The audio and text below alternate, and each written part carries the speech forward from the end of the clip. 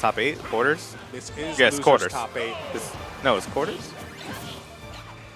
Oh, wow, Sinji versus Mr.E. I have not seen this matchup for a while, and it looks like Mr.E is actually going to be using the Lucina. I know that Cloud apparently gives Pac-Man the hands. Yeah. But I can The understand. hands. I can understand why he maybe wouldn't want to go Cloud. And I believe this is losers quarters. Yeah. So this we are in top 8. Loser of this match walks away with 7th place.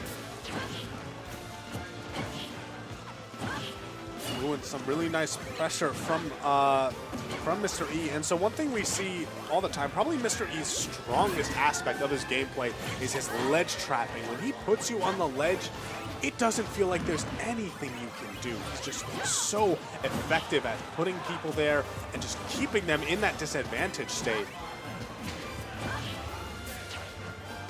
Looks like instead, though, he's opting for more of these juggle situations, but regardless, oh, wow, the way. I think he was like ready for the immediate up B, but that's not going to happen.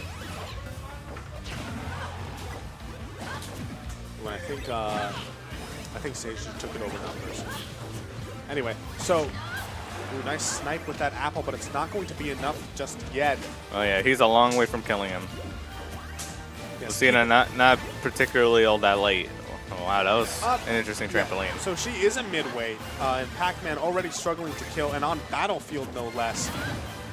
He's going to have to, it's like, but honestly, this is what Sinji always does. He engineers it. He puts down all of these traps, all of these moving parts to try and throw off his opponent. And it, like, eventually it works. He just, you know, he takes his time for each one, and there we see it. The back air not quite doing it. All right, he does have Mr.E. He had him on ledge, and now Mr.E has actually turned it around on him. And Sinji has to be really careful about any extra damage he takes. We've talked about before, Sinji loves to be in that position where you have to approach him because he's the one with the lead. All right, good catch on the landing. There's 3 frames of landing lag, no matter what you do at all, so I'm pretty sure he caught that. Yeah, that was really clean. Actually, I believe it's 2 frames or 4 frames, depending. Yeah. So 2 frames if you land normally, 4 frames if you land with a fastball. Yeah. Some characters like Bowser has a worse. Yeah, his landing frames are actually worse. Like I think it's a frame or 2 extra. I think it might be like 6 frames of fastball lag. Anyway, I will not speak with authority on that. Let's get back into this match. What a beautiful counter that time working I barely out for killed. Mr.E. That barely killed. It killed. That's all that matters. That's all that matters. He's like 60. Wait, what? He was at 60? No, he was at like 90. He died at Was 120. he? Jesus, I guess we'll see in a second. Yeah, I hope so.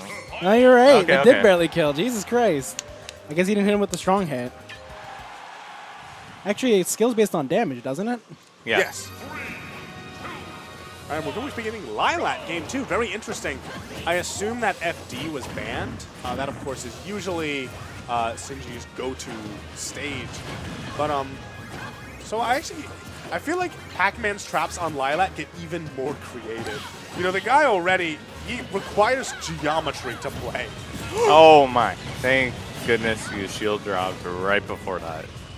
Yeah, Sinji was shaking his head like right after. Like, that took me way too long to react to. And right now, that does mean that Mr.E has a slight lead. Just throwing the Galaxian. Yeah, we're not going to see like any item play right now. I mean, the thing is, if you're not confident in your counter item play, just don't bother. Yeah, just rid of it immediately. What a smart air dodge, but he wasn't able to cover it both times. Eventually, he got hit by that second forward smash. And that back air going to do it. Wow. Lucina, she hits hard. She's like Mini Cloud. Almost. What? Almost. She honestly kind of plays a little bit like Cloud Light in some respects. In terms of her ability to just throw out these nice big hitboxes. And she has a side B that does 19% and is safe. But anyway, so getting back into this match right here, once again, Mr.E has a sizable lead on Sinji. Sinji has to find some way to make this back without incurring too much damage on himself. Another smart up B at the ledge. That move can be so tricky to preempt and punish. Bell in hand, but really smart. They're using the intangibility on that up B. Manages to hit him, but he was all the way down there. No way he could capitalize off of that.